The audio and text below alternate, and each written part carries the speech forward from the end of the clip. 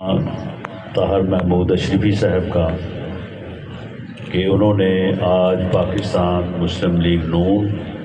اور اس کی علائی جماعتوں کے امیدواران کی حمایت کا اعلان کیا ہے۔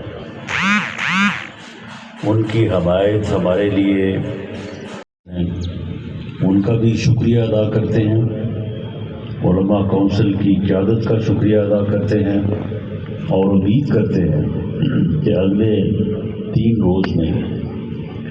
علماء کونسل کے علماء کرام جہاں جہاں بھی ہیں وہ اپنی تمام تر توانائیاں جو ہیں وہ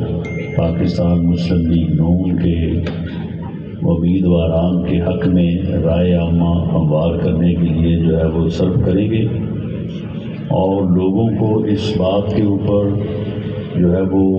باور کروائیں گے کہ اس وقت